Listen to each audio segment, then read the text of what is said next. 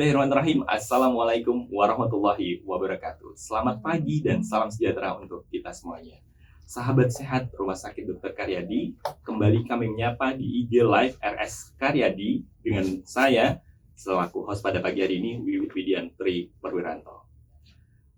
Sahabat sehat Rumah Sakit Dr. Karyadi, insya Allah pada pagi hari ini kita akan membahas terkait dengan tema perawatan intensif pada pasien dengan penyakit jantung. Dan insya Allah pada pagi hari ini sudah hadir di tengah-tengah kita narasumber yang sangat luar biasa, yaitu Dr. Safir, spesialis jantung dan pembuluh darah konsultan PIHA. Saya sapa dulu di sebelah saya. Selamat pagi Dr. Safir. Pagi Mas Dewi. Apa kabar dokter? Alhamdulillah sehat. Sehat. Sudah visit belum dok? Oh sudah. Sudah. Pagi sekali berarti dok.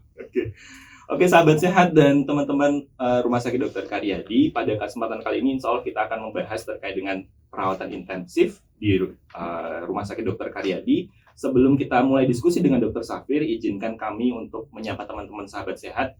Bagi teman-teman sahabat sehat yang ingin bertanya nantinya, disilahkan komentar di kolom chat di IG Live Rumah Sakit Dr. Karyadi. Dan insya Allah nanti akan kita diskusikan bareng Dr. Safir. Jadi karena waktunya cuma sedikit, silahkan teman-teman langsung komen pertanyaannya apa saja. Insya Allah nanti akan kita diskusikan bareng-bareng. Oke, mungkin langsung saja kita diskusi bersama Dr. Safir. Oke, Dr. Safir, selamat pagi. Insya Allah pada pasien-pasien yang pelayanan intensif itu kan biasanya dirawat di ruang ICU ya, dok. Nah, apakah sebenarnya ICU itu apa, dok? Kan banyak nih dari teman-teman sahabat sehat yang belum tahu. Ya. ICU itu apa, dok? Ya, jadi gini, perawatan intensif itu sebetulnya secara garis besarnya itu dibagi ada beberapa bagian. Ada perawatan intensif general umum, mungkin yang lebih kita kenal dengan ICU. Ada perawatan intensif yang lebih khusus lagi, seperti misalkan ICCU. Ada juga perawatan intensif untuk pediatrik anak. Ada PICU, ada NICU. Nah, jadi itu semuanya merupakan suatu bagian dari perawatan intensif. Nah, adapun untuk ICCU itu Intensive Cardiac Care Unit ataupun Intensive Cardiovascular Care Unit. Artinya perawatan ataupun ruang rawat intensif untuk pasien-pasien yang gangguan utamanya itu berasal dari jantung. Ya, jadi sehingga memerlukan perawatan yang khusus di ruang khusus yang disebut ICCU itu sendiri. Ya. Jadi berbeda ya dok antara ICCU dengan ICU? Beda. Kalau ICU itu Intensive Care Unit biasa. Jadi artinya secara general, tidak khusus untuk pasien-pasien yang jantung. Jadi kalau untuk secara prinsip penanganannya itu sama, tapi untuk kelainan ataupun penyakitnya, kalau di ICCU itu pasien-pasien yang memang gangguan utamanya ataupun problem utamanya akibat dari gangguan jantung seperti itu. Oke, siap. Ya. Menarik sekali dokter. Nah, untuk sahabat sehat sendiri, kalau pengen mengetahui sebenarnya kriteria apa sih dok pasien itu bisa masuk ke ruang intensive care yang khususnya pelayanan jantung yaitu ICCU? Seperti apa dokter? Ya, jadi gini, untuk tidak semua pasien dengan gangguan jantung ataupun kelainan jantung itu ketika dirawat harus masuk ke ICCU. Tentunya penyakit jantung itu kan banyak. Jadi artinya pasien-pasien mana yang memang membutuhkan perawatan intensif, yaitu pasien-pasien jantung yang memang mengalami suatu kegawat daruratan. Satu itu, jadi ada kegawat daruratan jantung.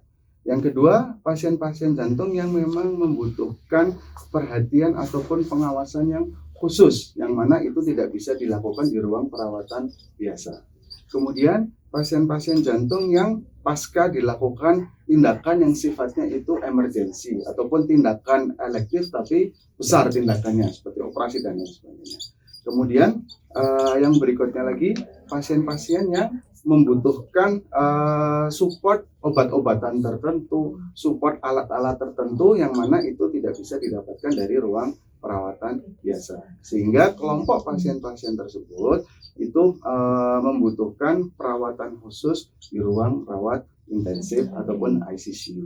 Nah, contoh pasien-pasien jantung apa aja yang termasuk kategori tersebut?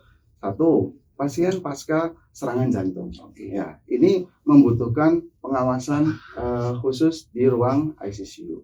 Yang kedua, pasien dengan pasca tindakan pasien serangan jantung dengan tindakan pemasangan ring, ya, pemasangan ring yang sifatnya emergensi. Itu pasca tindakan tersebut idealnya dilakukan perawatan di ruang ICU. Pasien-pasien yang mengalami suatu kondisi kegawatan jantung, misal gangguan hemodinamik yang tidak stabil, pasien dengan shock, pasien dengan gangguan kesadaran, pasien dengan sesak berat yang membutuhkan penggunaan alat-alat tertentu. Nah, itu contoh-contoh pasien-pasien yang memang memerlukan perawatan intensif. Luar biasa sekali Dokter Safir. Tadi disebutkan bahwa ada pasien pasca bedah jantung. Sebenarnya operasi bedah jantung apa yang biasanya ada di pelayanan Rumah Sakit Karyadi, Dokter? Oke. ICCU sendiri itu kalau di Rumah Sakit Karyadi ini kita bagi lagi menjadi dua. Ada yang ICCU yang memang itu medical, yang tidak terkait dengan pasca operasi. Ada ICCU yang surgical. ICCU surgical ini khusus perawatan ICCU pada pasien pasca operasi bedah jantung. Nah, beda. Jadi kalau ICU itu ada juga ICU medical, ICU surgical. Kalau ICU yang surgical ini pasien-pasien yang pasca operasi yang non bedah jantung, misal operasi bagian pencernaan, operasi tulang, operasi saraf dan lain sebagainya. Tapi kalau ICCU yang pasca bedah itu memang khusus pasca operasi bedah jantung. Apa saja yang dirawat? Semua pasien. Jadi kalau kita bicara bedah jantung itu merupakan operasi mayor, operasi besar. Sehingga semua pasien pasca bedah jantung itu harus dirawat di ruang ICCU yang untuk pasca bedah jantung. Sementara kalau untuk yang tidak bedah jantung, yang medikal, yang tanpa tindakan itu selektif. Tergantung tadi seperti yang saya sebutkan. Oke, siap Dokter, luar biasa sekali. Nah Dokter, ini menyambung dari pertanyaan saya barusan terkait dengan bedah jantung. Rupanya ada sahabat sehat kita yang ngechat di komentar dan bertanya. Ini dari @innocentia99. Dokter, saya mantan pasien bypass ASD closure, dada di sebelah kanan sering nyeri dada. Kenapa ya Dok? Jadi pasien ini sudah operasi bedah jantung Dokter, tapi masih sering nyeri dada. Kenapa kira-kira Dok? Ya, oke. Jadi nyeri dada pasca bedah jantung. Kalau dikatakan tadi bypass dengan ASD closure, ini sebenarnya dua kondisi, ini dua operasi jadi satu. Artinya yang satu kalau bypass itu pemasangan istilahnya dilakukan penanaman koroner yang terkait dengan kelainan di pembuluh darah koroner. Tapi kalau ASD itu terkait dengan kelainan bawaan lahir. Jadi ada sekat jantung yang bocor sehingga dilakukan penutupan. Ini dua kondisi. Masih nyerinya tergantung apakah nyeri akut pasca operasi atau nyeri yang kronik. Nyeri kronik ini artinya setelah pasien operasi berbulan-bulan ataupun bertahun-tahun muncul nyeri. Itu berbeda dengan nyeri yang akut, mungkin baru hitungan minggu, 1-2 bulan, 3 bulan. Kalau nyerinya masih bersifat akut, ya misalkan masih baru-baru operasi, itu sebenarnya sesuatu yang wajar. Karena bagaimanapun juga operasi bedah jantung ini kan dilakukan pembedahan. Jadi masih ada sensasi nyeri pasca bedah. Pasca itu nanti bisa dilakukan terapi dengan pemberian obat-obatan dan dilakukan fisioterapi. Adapun kalau memang nyerinya terjadi operasinya sudah lama, sekarang masih muncul nyeri, nah itu perlu dilakukan pemeriksaan ataupun evaluasi lanjutan. Apakah ini nyerinya terkait dengan kondisi jantungnya yang mengalami perubahan, atau yang kedua memang nyerinya bukan karena faktor dari kardia. Mungkin perlu dilakukan evaluasi lebih lanjut. Oke, siap Dokter, luar biasa. Semoga menjawab pertanyaannya ya teman-teman sahabat sehat semuanya. Oke, kita ada pertanyaan lagi Dokter. Jika ada pasien jantung setelah tindakan medis, itu kan biasanya sering banget merasa itu pasien itu udah merasa nyaman Dokter, sudah enakan. Betul. Kemudian kok biasanya masih mengeluh, kenapa Dok saya nggak boleh pindah ke ruangan, saya sudah merasa sehat. Itu gimana kira-kira? Ya, betul. Jadi tindakan medis di sini dibagi menjadi dua. Apakah tindakan yang bersifat elektif ataupun bersifat emergensi? Pada kasus yang emergensi, kasus yang memerlukan tindakan emergensi juga, itu memang umumnya pasca dilakukan tindakan, itu dilakukan perawatan intensif care. Walaupun terkadang pasien mengalami kegawat daruratan, setelah tindakan itu sebagian besar bisa jadi langsung nyaman pasiennya, sudah enak. Kenapa? Karena kita perlu melakukan pemantauan. Setidaknya minimal itu dalam 24 jam. Itu fase-fase yang krusial ataupun fase-fase yang kritis pada pasien-pasien pasca tindakan emergensi ini. ketika bisa melewati fase krusial ataupun fase kritis ini, umumnya pasien boleh kita pindahkan ke ruang perawatan biasa. Akan tetapi ketika dalam fase-fase kritis ini terjadi perubahan, gangguan yang memerlukan penanganan cepat, ya, penanganan dan monitoring secara cepat itu bisa dilakukan di ruang intensive care. Itu kepentingannya di situ. Betul. Berarti secara tidak langsung di ruang intensive care ICU itu peralatan akan lengkap ya, Dok? Betul. Berbeda dengan ruang karantina biasa. Betul. Oke. Mungkin bisa disebutkan, Dok, peralatan apa saja sih yang biasanya ada di ruang ICU yang kan mungkin ini berbeda dengan ruang intensif yang lain misalkan? Ya, betul. Jadi kalau di ICU itu tidak hanya dari peralatan ya, sarana prasarana, tapi termasuk juga sumber daya yang ada di situ ya. Kalau terkait peralatan sendiri di ruang ICU, termasuk juga di ICU di Rumah Sakit Karyadi, itu kita mempunyai monitoring 24 jam. Itu standar minimal untuk suatu ICU. Jadi ada monitor untuk pengecekan tekanan darah, pengecekan denyut jantung, pengecekan irama EKG, pengecekan saturasi oksigen. Nah, itu bisa dilakukan selama 24 jam di ruang rawat ICU. Kemudian yang berikutnya dilakukan peralatan apa lagi? Ada pemeriksaan penunjang. Kita punya alat yang namanya yang terkait khusus dengan jantung, itu ada EKG.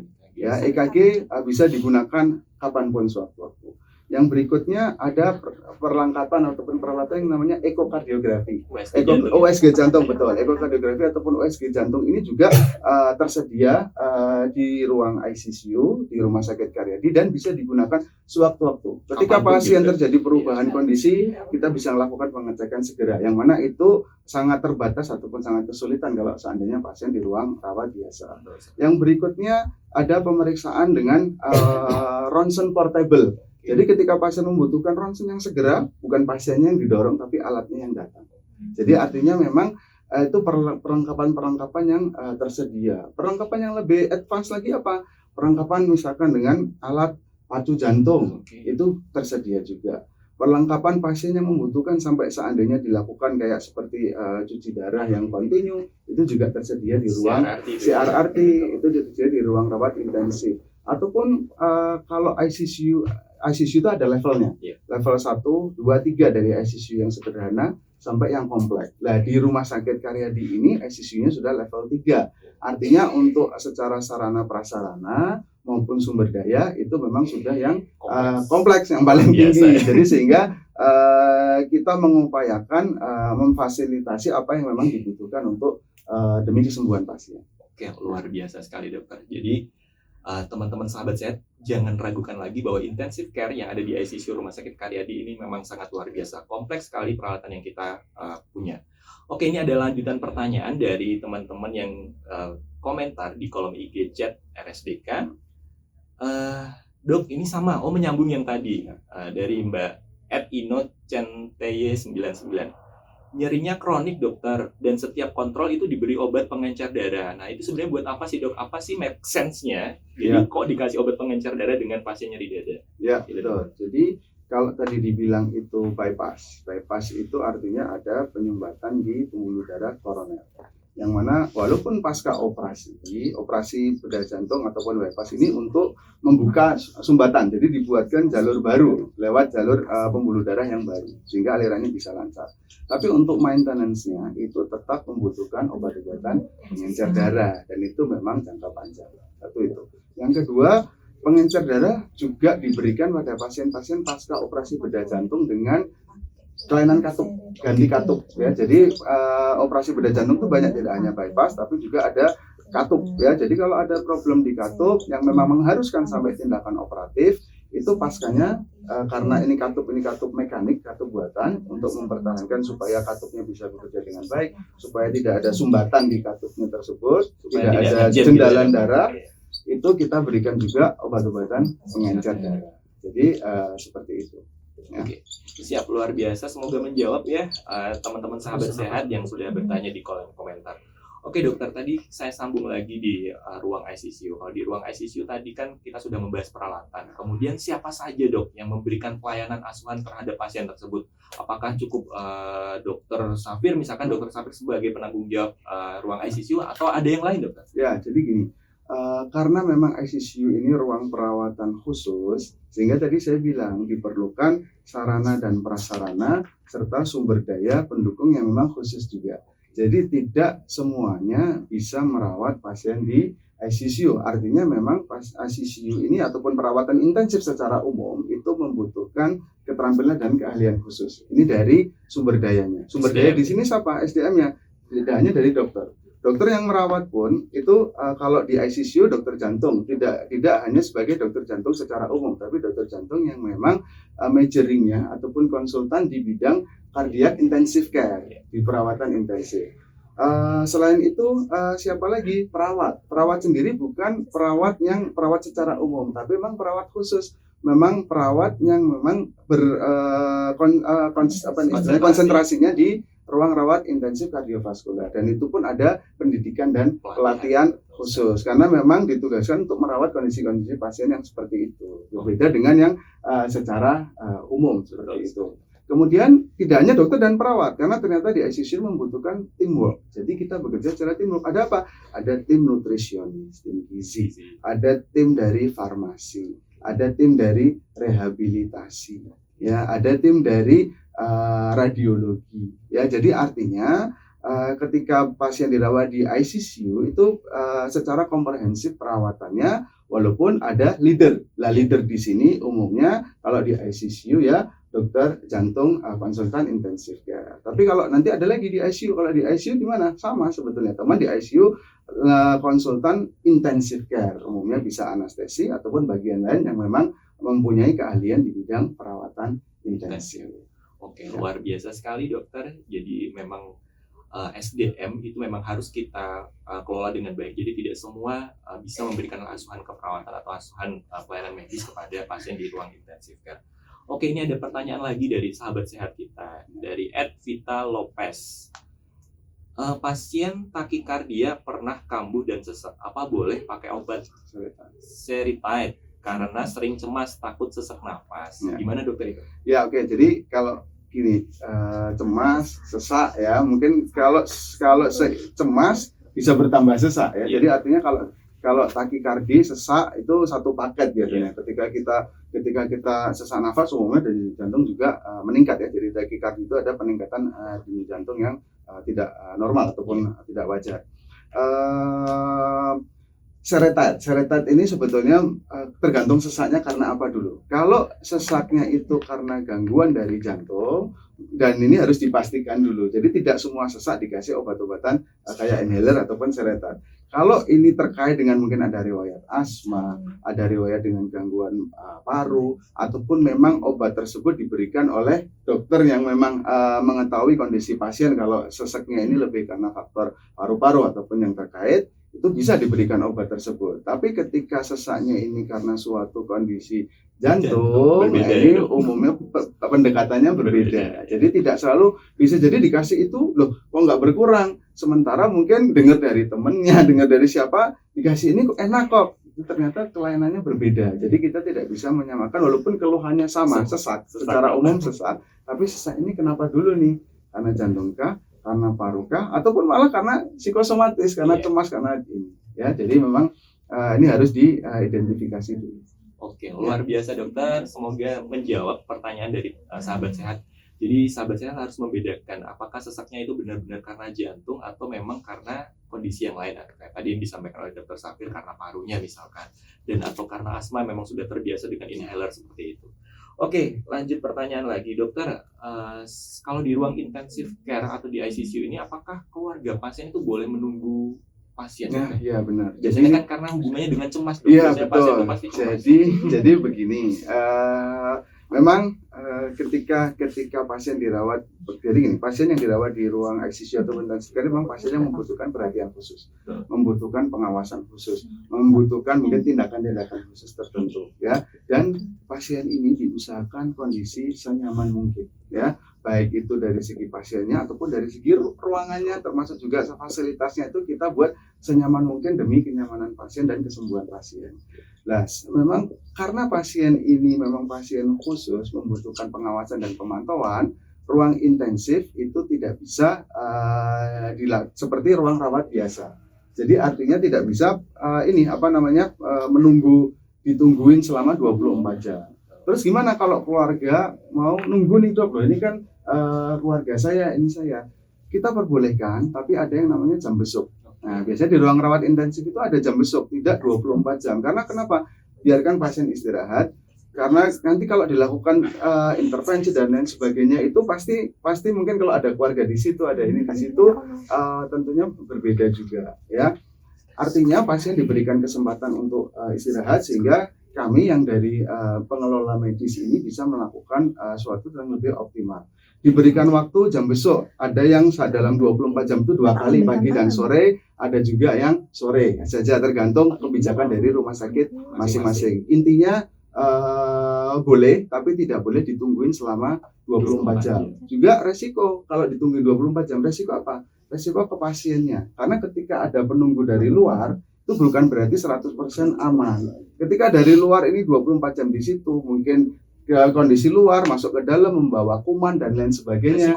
Resiko infeksi. Infeksi siapa? Karena pasien-pasien di intensive care ini pasien-pasien yang rentan, sehingga ketika terjadi infeksi yang mana itu bawaan dari luar, itu bisa memperburuk kondisi pasien. Mungkin tujuannya lebih ke arah sana, mengapa kok ruang intensif ini tidak bisa sembarangan orang keluar masuk. Iya, betul sekali dokter. Jadi begitu sahabat sehat, ketika misalkan keluarga itu kok nggak boleh menungguin pasien di ruang intensive care itu dalam rangka supaya pasien itu akan lebih sembuhnya dengan cepat dan resiko infeksinya kita bisa tanggulangi. Ada satu kondisi yang memang sebetulnya boleh ditungguin. Gimana dok? Ya, kalau memang ternyata pasien ini dalam kondisi end of life, jadi akhir hayat. Ya, yang memang kita secara medis sudah dilakukan pengobatan secara support, secara maksimal sudah kita optimalkan, ternyata memang ya takdir berkata lain.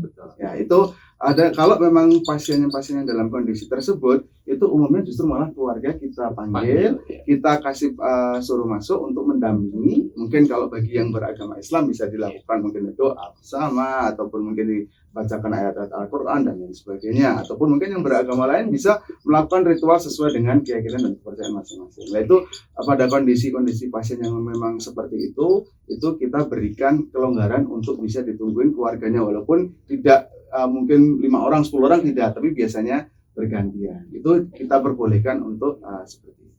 Di kondisi tertentu ya. Betul, kondisi tidak semua pasien. Tidak semua pasien. Ya. Jadi walaupun pasien itu dirawat di ruang intensive care, keluarga tetap harus menunggu di luar karena sewaktu-waktu bisa jadi akan dipanggil oleh tim kesehatan. Gitu ya dok? Ya. Oke, ada pertanyaan lagi nih dari teman-teman sahabat sehat dari @muhammad_akbar. Dokter, bagaimana membedakan nyeri dada non kardio dengan yang nyeri dadanya kardio? Ya, jadi ini tadi kan saya bilang nyeri dada, termasuk juga keluarnya tadi ada yang tanya sesak, ada yang tanya nyeri. Itu nyerinya nih, ini jantung atau bukan nih? Karena kalau kita udah ngomong nyeri jantung ini pasti udah pikirannya udah kemana-mana ini ya. Gini, membedakan nyeri dada kardio atau bukan. Kalau nyeri dada kardio itu kita biasa bilang namanya angina pectoris. Jadi nyeri akibat adanya kurangnya suplai oksigen itu ke jantung. Ini biasanya disebabkan yang sering karena adanya penyempitan ataupun penyumbatan di pembuluh darah koroner. Nah, nyeri dada kardio ini bisa akut, bisa kronik. Kalau angina yang kronik, yang stabil istilahnya, itu umumnya dicetuskan oleh suatu aktivitas. Ya, aktivitas berat, kemudian misal ada suatu stres emosional, jadi ada pencetusnya. Itu bisa pada tahap awal, ya.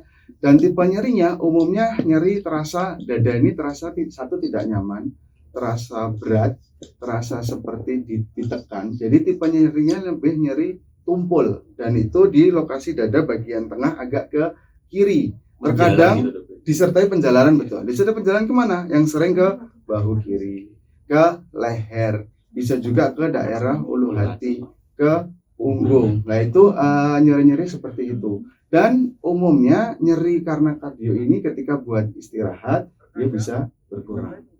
Tipe nyeri karena kardio ini apa? Tidak dipengaruhi pernafasan dan perubahan posisi. Nah, artinya mau nafas ini tetap nyeri, dan nyerinya di dalam, rasa ampek, panas, terkadang panas atau terkadang seperti ditusuk-tusuk. Tapi kalau yang non kardio, misalkan ditekan gini ya, nyeri nih dok di daerah sini. Tapi kalau ditekan enak, nah itu kemungkinan otot, bukan Oke. kardio. Kemungkinan besar dari nyeri otot. Itu ditekan-tekan enak. Berarti pijet ya, obatnya pijet seperti itu. Ya. Kalau karena kardio mau ditekan-tekan, ya nggak ada ini. Nggak Dan ada tidak yang dipengaruhi perubahan posisi. Misalkan nyeri ketika miring ke kiri, miring ke kanan, lebih ya mau posisi apapun dia akan tetap merasakan nyeri. Ya. Kalau yang sampai berat lagi yang dibilang nyeri serangan jantung, beda nyeri dada biasa sama nyeri dada serangan jantung. Ya, nyeri dada serangan jantung dengan tipe nyeri yang seperti tadi, dia lebih berat lagi. Bahkan sampai disertai keringat dingin, dadanya ampak berat, susah bernafas, ya, susah bernafas. Nah itu kalau memang ada kondisi kayak gitu berarti nyerinya nyeri yang lebih mengarah ke serangan jantung. Ini memang ini yang dibilang orang serangan jantung perlu penanganan segera. Ya, Jadinya nggak hilang-hilang gitu ya. Nggak hilang-hilang. Tapi kalau nyeri yang hilang timbul. Kalau nyeri kardio salah satu lagi cluenya diberikan obat yang di bawah lidah, ISDN itu berkurang. Nah, itu juga salah satu pertanda kardio. juga. Ya. Oke, luar biasa. Oke sahabat sehat, sebenarnya ini yang masuk ke IG Live banyak pertanyaannya, tapi mohon maaf sekali karena waktu kita yang terbatas dan kita tahu bersama bahwa jadwalnya Dokter Safir luar biasa, bisa dari pagi sampai malam, jadi mohon maaf untuk pertanyaan-pertanyaan yang masih ada masuk, nanti bisa deh dari teman-teman Humas RS Karyadi yang akan melanjutkan ke Dokter Safir. Oke, terima kasih dokter untuk kesempatan pada pagi hari ini. Insya Allah nanti kalau ada waktu lagi kita bisa diskusi lebih panjang lagi. Nah, kesimpulan pada kesempatan pada pagi hari ini adalah pelayanan intensive care itu berbeda-beda teman-teman. Jadi ada yang khusus jantung sendiri, ada yang general umum yaitu ICU, ada yang untuk anak. Nah, intinya pada pasien dengan pelayanan intensive care pada pasien penyakit jantung ini dikhususkan pada pasien-pasien yang kegawatan jantung. Jadi ada utamanya. Kegawatan jantung bisa pasca bedah jantung, bisa karena serangan jantung atau pos tindakan kateterisasi jantung. Itu biasanya akan kita pantau di ruang ICU. Oke, mungkin itu yang bisa kami sampaikan. Terima kasih saya sampaikan pada Dokter Safir. Semoga ilmunya bermanfaat dan menjadi amal jariah buat Dokter Safir. Dan untuk teman-teman di IG Live, terima kasih juga yang masih mantengin terus nih channel IG-nya @RSDK. Jangan lupa follow IG dari @RSDK. Jadi semakin banyak teman-teman follow, insya Allah akan mendapatkan informasi yang luar biasa karena humasnya RS Karyadi top banget, POP BGT. Oke, mungkin kita sudah di penghujung acara dokter dan kita harus pamit. Saya selaku host Wiwit Widiantri Perwiranto bersama saya Dokter Safir. Oke dokter, kalau sahabat sehat mau periksa kemana sih? Karyadi aja yuk. Oke.